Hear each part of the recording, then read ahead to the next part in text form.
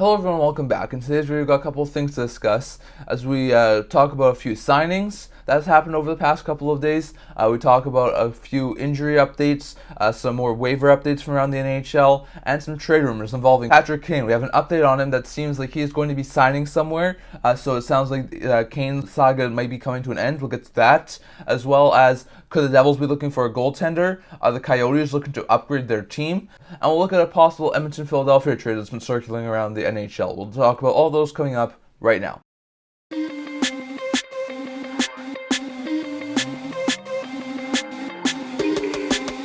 Hello everyone, welcome back to another video here at the Internet Talker channel. Before we begin this video, don't forget to like this video and subscribe down below. We are so close to 200 subscribers. Thank you for all of your support. I would never be able to do this without you guys, so don't forget to subscribe. We have three signings to get to here to start with. First, with New Jersey Devils, they signed center, who is an undrafted player, Samuel Laberge, to a one-year contract with the AAV of $775,000 and deal the remainder of this season. So for Laberge, he's been a player who was not drafted. He's 26 years old. He's not a young player by any means. He's been playing over in the AHL over the past couple of years. He started in the ECHL, then he started playing in the AHL. He's bounced around the AHL for the past couple of years. He's been playing in Utica over the past couple of seasons. Last year, put up 16 points in 43 games. So far this year, put up 3 points in 8 games. But he's done all right so far in the AHL this year. He's actually done quite well, and the Devils have liked what they've seen from him in the AHL.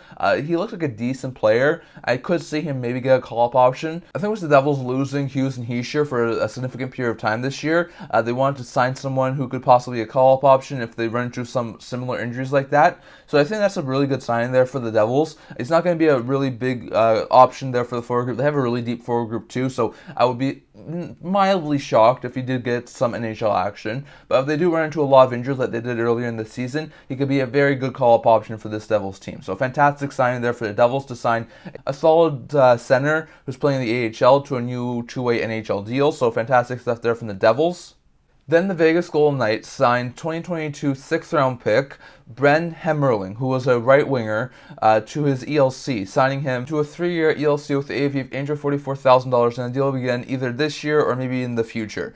For Hemmerling, he's been playing over in the WHL over the past couple of years, done really well too. Last year put up 21 goals and 62 points in 55 games. So far this year is nearly a point per game pace, putting up 7 goals and 24 points in 25 games. He's looked pretty good. He's another decent forward prospect. He was a really good late draft pick for the Vegas Golden Knights. Looks like he could be eventually a solid, like maybe third line forward for the Golden Knights. Probably not anytime soon. Probably going to take a year or two more in juniors, then probably another year in the minors. So he's probably still 2 or 3 years away from challenging for a roster spot. But eventually, when Hemmerling does get around to challenging for a roster spot, he should eventually be a very good third line forward for the Golden Knights. So this is a really good signing in my opinion. Like I said, he's an ELC. He's probably not going to start his ELC either this year, maybe next year. It'll be interesting to see when he does. But I don't expect him to be an NHL player in the not too distant future. But I think in 2 to 3 years' time, he could be a decent third line forward. So it'll be interesting to see. But that's sort of where we are with Hemmerling. Going over to one other signing that was happened over the past couple of days, and that's San Jose Sharks signing forward Justin Bailey. Bailey's been around the NHL for quite some time. He's a decent depth forward. He's a right winger. He can play easily, bottom 6 minutes. He's a good call-up option. So it's a very fantastic sign there for San Jose Sharks. It's a 1-year, 2-way deal, $775,000. It's not going to be an overly bad signing there for the San Jose Sharks. He got into his first game with the San Jose Sharks of NHL action yesterday, putting up an assist on the game-winning goal for San Jose Sharks. Definitely, it was fantastic stuff there for Bailey. So far in his NHL career, before yesterday's game, he had 5 goals, 4 assists and 9 points in 82 NHL games, but he hadn't played an NHL game since the 21-22 season with the Vancouver Canucks. He had played the last couple of seasons in the AHL. Last year, put up 32 points in 58 games in Bakersfield. So far this year, he had put up 6 goals and 11 points in 16 games with the San Jose Barracuda, which was the San Jose Sharks AHL affiliate. Sharks liked what they saw. They have a couple of injuries right now, so they need some more depth options. So they signed Bailey to a 2-way NHL contract, and they called him up. So that was fantastic news for Bailey, and to see him help get the game-winning goal for San Jose Sharks yesterday was fantastic news there too. So he's a solid bottom 6 option for the time being, and when the Sharks get a little bit healthier with guys like Hertl and Hischier and maybe some of these other guys coming back, I do think Bailey will probably be one of the guys who is sent down and then will be a call-up option. So fantastic stuff there from the San Jose Sharks, as I do think that's a very good signing for the Sharks and Justin Bailey. Then we had one waiver update from the past couple of days. Not overly significant, but Mike Reilly, who we did say on Saturday was placed on waivers, did not clear. He has been claimed by the New York Islanders. Now, the Islanders currently have a couple of injuries on their team right now. They've lost Pelech for the next little while. They don't have too much depth on that team, so they wanted a little bit more of a depth insurance. So Reilly, who can play easily third pair minutes, is making $1 million in the final year of his deal right now that he signed in the offseason, is going to get a shot with the New York Islanders. So fantastic claim there from the Islanders.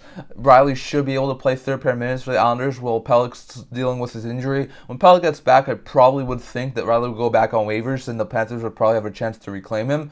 But for the time being, it sounds like Pelech will probably be out for at least a little bit of time. So with Pelech being out for a little bit of time, they needed a little bit more depth option, someone who's probably a little more experienced, and that's where Mike Reilly comes in. So Panthers aren't able to clear Reilly and send him to the minors. Instead, he goes to New York. So for the time being, Reilly is going to be with the New York Islanders, which is a really interesting move. But I do think with the injuries to their defensemen right now, it's the right move for the New York Islanders. So the Islanders claim Reilly, decent third pair defenseman, not someone who's going to be a solid top 4 minute muncher, but someone who could be a decent third pair defenseman and help defensively. So really good waiver claim there for the Islanders as they claim Mike Reilly. But that's the only waiver update we've had over the past couple of days. So that's the only one I need to talk about here. Going over to a couple of injury updates from the past couple of days. Saturday, we saw a couple of guys go down with injuries. Like we said, Pelech has an upper body injury. He's going to be out for no period of time. Brendan Tanev has a lower body injury. He's going to be out for no period of time. Zemgias Girgensons has a lower body injury. He's going to be out for no period of time. Shea Theodore has an upper body injury. He's day-to-day right now. Matt Dumba has a lower body injury. He's out for no period of time for the Coyotes right now. Philip Zadina has an undisclosed injury. He's out day-to-day right now for the Sharks. Sebastian Aho has an upper body injury. He's going to be out for no period of time for the New York Islanders. So there's some really bad injury updates from Saturday, but we do have a couple of guys who are cleared to play. Kevin Labanc is cleared to play for the San Jose Sharks. Rasmus Ristolainen was cleared to play for the Philadelphia Flyers. Philip Grubauer, Nico Hischier for the New Jersey Devils, Logan O'Connor for the Colorado Avalanche, and Matt Grzelyck for the Boston Bruins. Definitely some really good injury updates there, as well as some really bad injury updates. Then over the past couple of days, Luke Schen's been cleared to play for the Nashville Predators, so that's good news to get another solid defenseman back. TJ Oshie has an upper body injury. He's going to be out for an unknown period of time for the Washington Capitals. Eric Holla has a lower body injury. He's out day-to-day right now for the Devils. Kakko has a lower body injury. Left yesterday's game. He's going to be out for an unknown period of time. Pierre Suter has a lower body injury. His stats has been updated to an unknown period of time, so it'll be interesting to see when Suter gets back. Tomas Hertl has an upper body injury. It's going to keep him out day-to-day right now. Vladislav Kolyashchinok for the Arizona Coyotes has a lower body injury. He's going to be out week to week right now, so really bad stuff there from the Coyotes. Korpisalo was cleared to play for the Senators. Vario was cleared to play for the Washington Capitals. Then Noah Cates has a lower body injury. He's going to be out for the next 2 months, so a really bad blow for the Philadelphia Flyers. But Curtis Lazar was cleared to play for the New Jersey Devils, and Matt Martin's been cleared to play for the New York Islanders. Definitely really interesting stuff there, but definitely there's been a lot of good injury updates and bad injury updates. Good to see like Luke Schenn get back from injury. Good to see a guy like Jonas Korpisalo get back from injury. Good to see Ristolainen and Grzelyck get back from injury, but bad news to see guys like Shea Theodore, Matt Dumba, on top of that, Kakko and Noah Cates be out for the next little while. So it'll be interesting to see. And that's sort of an injury update for the past couple of days from around the NHL. And then going over to a couple of trade rumors and signing updates. So first, Patrick Kane. Now, when I originally scheduled to talk about this video, I was going to talk about Patrick Kane, all the recent updates, but it sounds like he has now been signed. So we'll start off by discussing what sort of happened over the weekend and how it led to this signing. So over the weekend, we talked about this on our video on Saturday, how it sounded like Florida was sort of the front runners with Detroit and Buffalo, with them offering possible multi-year deals also being in the mix. And it sounded like maybe there was like a team like the Islanders, the Avalanche, the Golden Knights who could possibly be in it too. Then Elliot Friedman did say that Florida was one of the teams that seemed to be interested and seemed to be sort of still leading the pack. But he did make it sound like Detroit was also really close and was not also out of it yet. And it sounded like Kane at that point in time was sort of lowering his options. for possibly signing. So it sounded like Kane was sort of narrowing down his options at that point in time on Saturday. Then yesterday on the 32 Thoughts podcast, Leafrino was discussing Kane again. It sort of sounded like the winds were starting to sort of blow Detroit's way, and Detroit might have been the front runner. It did sound like Florida was still in it, but it did sound like it was sort of a little bit of a lesser likely situation, and Detroit was sort of the team who was going to be in it. He did say that Buffalo was also in it, given the fact they could offer him a lot of money. They could offer him a multi-year deal, so he said that Buffalo was still sort of in it too. He said that Kane was interested in going to Dallas, but according to what he thinks that the Dallas Stars are more likely to go after a defenseman, and didn't really think that Kane was an optimal addition there for the Dallas Stars. So even though Kane had some interest in going to possibly Dallas, it sounded like it wasn't going to happen. He said that Boston might be a good fit. It sort of fits what they might want to add. He said they might want to add another scoring winger. So it sort of sounded like Boston might have been in the mix too. So there was a lot of guys that sounded like Boston, Florida, Detroit, Buffalo, Dallas. Maybe at some point, it sounded like there might be a couple of other teams, like I said before, maybe the Islanders, maybe the Avalanche, but it sounded like he sort of started to narrow down his teams. And then earlier today, we got word that he is indeed signing with the Detroit Red Wings. So the Red Wings wound up being out the Florida Panthers and the Buffalo Sabres to get Kane's services. According to some reports from Elliot Friedman, I'm not exactly sure if I can confirm this at this point, but it sounds like Kane is going to get a 1-year contract extension with the Detroit Red Wings for the remainder of this year with the AAV of $2.75 million. So that's not a bad deal, in my opinion, for Kane. It's not definitely a cheap option. Detroit's definitely looked really good so far this year. There's been a lot of talk that he wanted to go to a contender. The Red Wings are so far currently top 3 in the Atlantic Division. They have 25 points in, I think, 21 or 22 games. They're not doing overly bad this year. They have a 3-game winning streak going right now. Adding Kane to that forward group is going to make it even more lethal. So it'll be interesting to see, but that's a fantastic addition there for the Detroit Red Wings. Kane goes to play with his old partner in the Brinkets. So he's going to be going to see how he plays with the Brinket again. So that's going to be a really good reunion. We know how Kane and the Brinket were a lethal duo in Chicago. And now we're going to see how they do in Detroit. I'm not sure if Kane will be getting first-line minutes right away for the Detroit Red Wings, given the fact he's coming off of hip surgery. He's not fully looks like he's going to be 100% ready, and there could probably be some time to work off some rust. So I definitely do think there's a possibility Kane maybe starts on like a line 3 and starts to work his way up. But this is a fantastic addition for the Detroit Red Wings. It's another scoring forward who's going to fit in their top 9 and is going to help this team be a good offensive weapon. So now you've got another team in the Atlantic Division who's getting some more help on their team. We saw just over the past couple of weeks, Ekblad and Montour returned to Florida after they had a fantastic start to the season. Vasilevsky returned to Tampa's lineup after their fantastic start to the season. Kane's now going to Detroit after their start to the season. Boston and Toronto still look pretty good. Buffalo and Ottawa, who were the 2 teams I was expecting to sort of take their next step forwards, have not looked overly good this year. And with Detroit already doing so well and now adding Kane, I do wonder how hard it will be for teams like Buffalo and Ottawa to sort of leapfrog Detroit now. So it'll be interesting to see, but this is a fantastic signing. So it's not a multi-year deal like we were expecting Kane to possibly wanting to sign. This is a lot more money than any of those other teams like a Florida or a Toronto or a Boston or a Dallas or a Colorado could have afforded. Those teams could only afford something like around $1.5 million at max. But he gets $2.75 million in Detroit, so he's definitely going to have a really good opportunity to make a lot of money in Detroit. And if he can show that he's still a really good player after the hip surgery they had in the offseason, I think there's a very likely chance he could get a multi-year deal in the offseason. Maybe, if he can show he's good, maybe around like maybe $3-4 million, depending on how well he plays. So it'll be interesting to see, but definitely, Kane is going to Detroit. He's going to be signing with the Red Wings, probably a 1-year, $2.75 million deal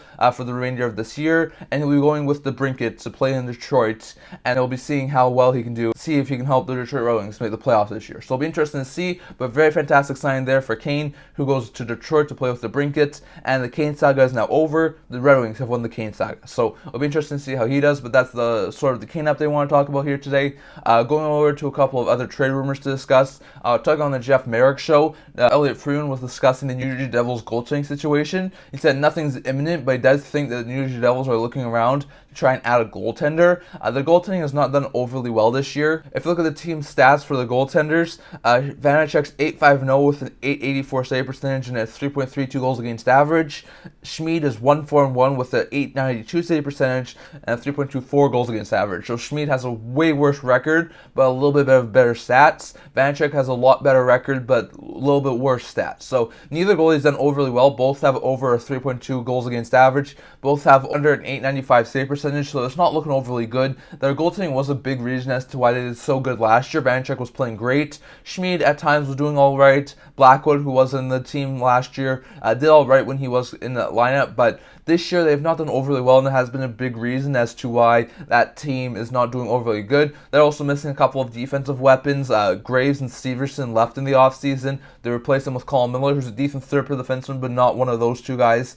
And Luke Hughes, while he's a good offensive defenseman, still needs to work on his defensive game. So they are a little bit weaker defensively too, which is why there's been a lot of talk linking them to guys like Zadorov and Tanev from Calgary. But definitely, it sounds like according to Elliot Friedman, they are looking at possibly maybe improving their goaltending situation. I'm not sure exactly where they would try and go, but definitely if they could find like a solid option to improve their nets, I think they would try and do so. I'm not exactly sure what sort of goaltender they would be looking at.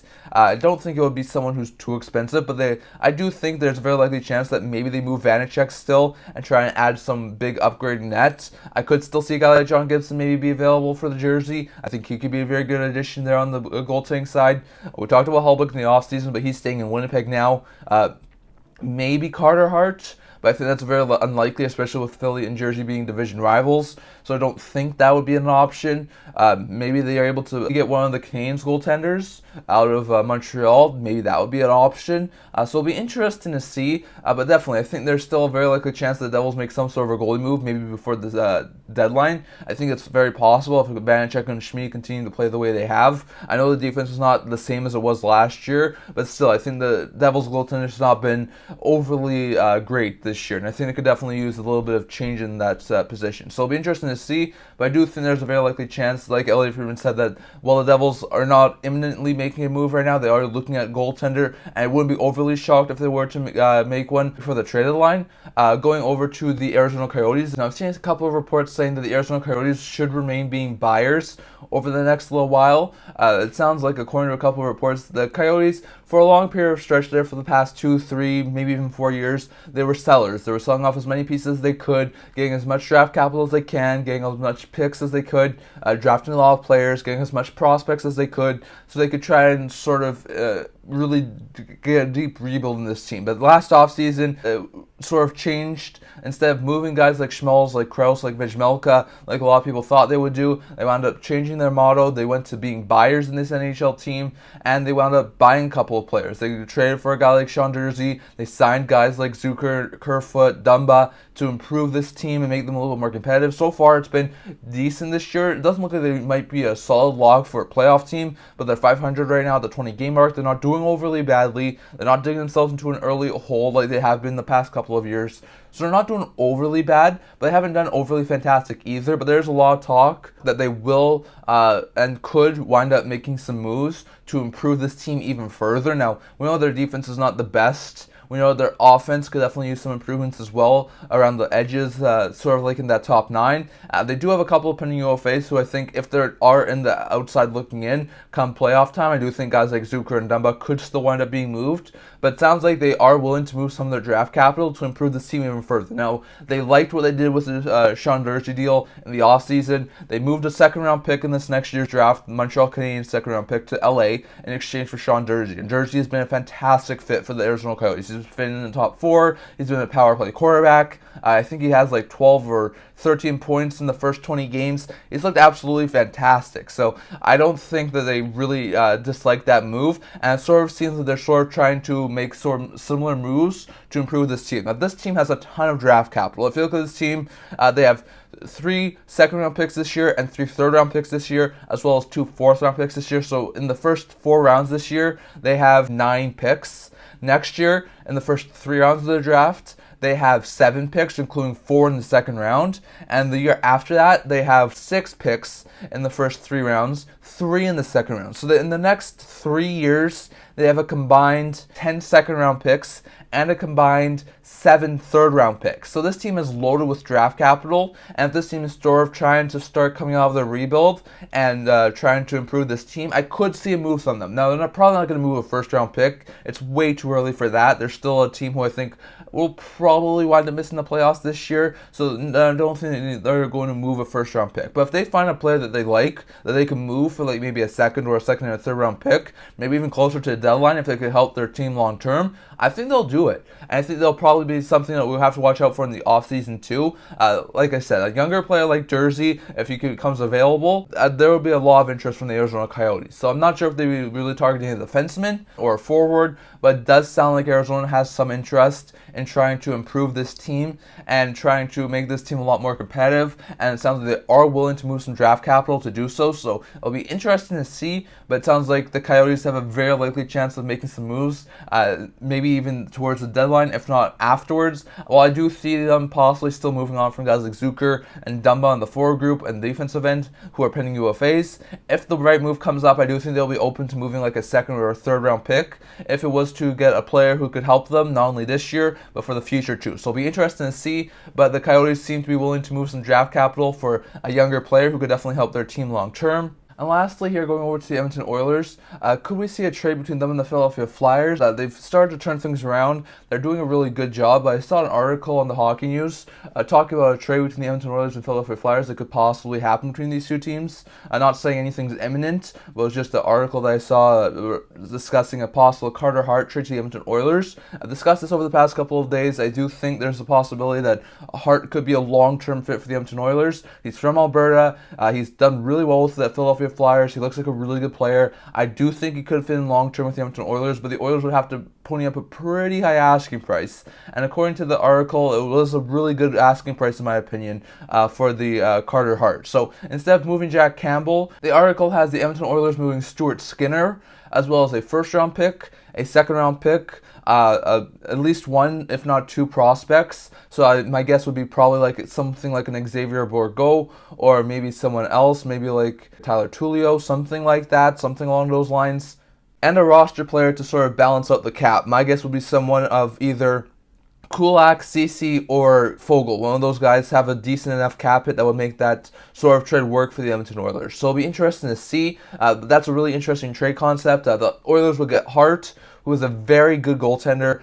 He doesn't need a new deal in the offseason, but he could sign maybe like a 3, 4, 5 year deal around like maybe $5-6 million and be on an Edmonton Oilers team that has a chance to win a Stanley Cup instead of a Philadelphia Flyers team. To be a really good team for the next little while. So it would help Hart out. It would definitely probably interest him in re-signing there. But for the Oilers, it'll be interesting for them too. The Oilers would definitely have a big trade ask for that. Hart is definitely, in my opinion, a better long-term solution at net than Skinner's a really good goaltender, but I think he's more long-term, maybe a 1A or maybe even a low-end starter, but I think Hart has more higher-end potential. So they move Skinner. It's not Campbell, but at least they do move a goaltender. They're able to also move their first-round pick, which is something I know the Oilers are not overly fond of moving right now, given their draft position. So that would have to be possibly included. A second-round pick, which would probably be maybe next year or the year after. So I'm not sure if they'll be too opposed to moving that. I know that it sounds like they might be open to moving a young prospect. So